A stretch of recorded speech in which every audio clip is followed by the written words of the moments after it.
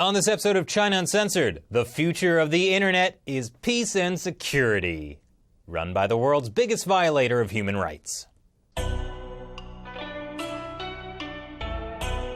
Hi, welcome to China Uncensored. I'm your host, Chris Chappell. Nothing makes me feel hopeful about the future of mankind like a new world order run by the benevolent Chinese Communist Party. But that's a long way off. We may just have to accept China's new world order in cyberspace for now. Last week, this policy paper called International Strategy of Cooperation on Cyberspace was issued by China's Ministry of Foreign Affairs and the Cyberspace Administration of China. Among other things, the paper calls for upholding sovereignty in cyberspace. Basically, it means the Chinese regime wants cyberspace to be viewed in the same way it treats China's land, air, and seas. Can you build artificial islands in cyberspace? Don't worry, they only want to do benevolent New World Order stuff, like prevent cyberspace from becoming a new battlefield. Nice try, China. Cyberspace is already a battlefield. That's what I learned from my favorite 90s live-action kids show, adapted using stock footage from Japanese television. Superhuman Samurai! What? Like you didn't watch Superhuman Samurai Cyber Squad. Yes, cyberspace is crawling with monster viruses that are knocking down lots of things. The Chinese Communist Party wants to pretend it's Servo, our cyber hero. But don't be fooled. It was KiloCon all along.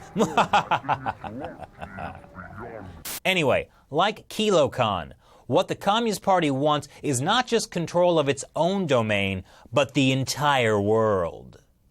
Last week's latest policy paper essentially lays out that plan, but in warm, fuzzy language. It mentions peace 18 times in 12 pages. I mean, did you know that China has been a force for world peace, advocates the principles of peace, and is committed to upholding peace and security in cyberspace? And if they say it often enough, it must be true. And last Thursday, an official from the Cyberspace Administration of China told reporters that the Chinese internet is fully open and that all internet companies are welcome in China. Did you hear that, Google? Oh, wait. As long as they comply with Chinese laws and regulations, refrain from undermining China's national interests and interests of Chinese consumers. Never mind, Google. The fact is, China's internet freedom ranking is just below Iran and Syria. So not super free. The Chinese Communist Party maintains a tight grip on the internet with what's known as the Great Firewall, a massive nationwide censorship and monitoring system. The regime claims it's necessary for national security. In other words, cracking down on dissent. Fortunately, last week's policy paper doesn't have any power to let the Chinese regime control the world's internet. It's just something they're going to present at the BRICS Economic Summit later this year. Unfortunately, this policy paper won't be the end of it, and it's not the beginning either. For many years, the Chinese regime has been working towards grabbing more control of the world's internet. In an episode last October, I told you about how China is trying to influence ICANN, the world's internet address book. So why does the Chinese Communist Party care so much about controlling the internet in the rest of the world? No, the endgame is not about censoring Americans from searching for topics banned on the Chinese internet, like the Tiananmen Square massacre. A key part of it actually has to do with economics.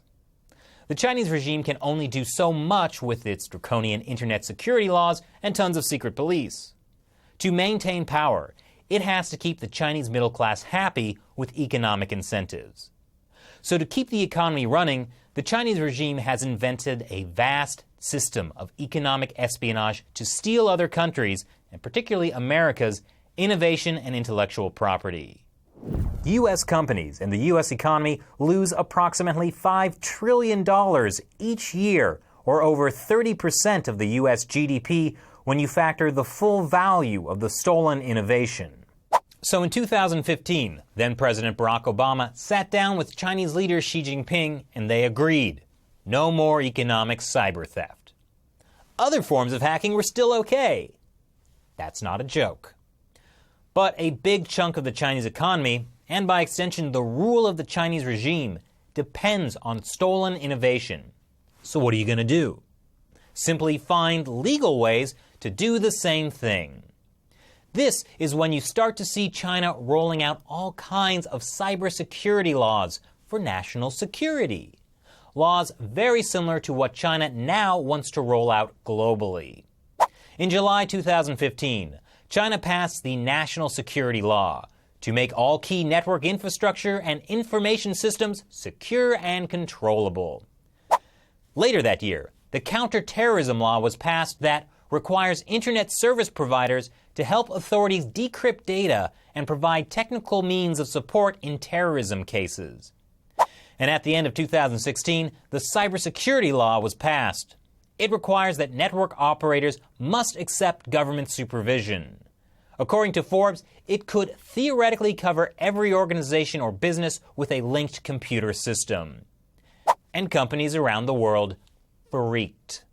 Because basically, what that all meant is the Chinese regime can look at anything that happens on a computer inside China, including the computers of Western companies operating in China, or even Western companies that don't operate in China, but use servers inside China. And it's done under the guise of national security and counterterrorism. Essentially, if the Chinese regime requires companies to give it access to any and all data passing through China, this is a legal way to get a hold of foreign intellectual property. Of course, many companies tried to rebel, and the Chinese regime hit back hard. Companies like Microsoft, Qualcomm, and Apple were hit with surprise early morning raids of their China offices, fines, heavy criticism in the media, the whole shebang. And then they mostly backed down and gave in to the idea of following Chinese law, because who doesn't want a piece of that magically delicious China market? And that's just one example of how the Chinese Communist Party is trying to influence internet policy. This latest proposal is really just a small step in a much larger plan that's been going on for years. And the endgame, as always, is maintaining the party's control over China. That blasted KiloCon trying to rule the internet. Speaking of which, where's my gritty reboot of Superhuman Samurai Cyber Squad? Get on it, Hollywood. I mean, it's not like Matthew Lawrence is doing anything right now. So what do you think of the Chinese regime's plans for your internet? Leave your comments below while you still can. Thanks for watching this episode of China Uncensored. Once again, I'm your host, Chris Chappell. Now go out there and kick some gigabutt.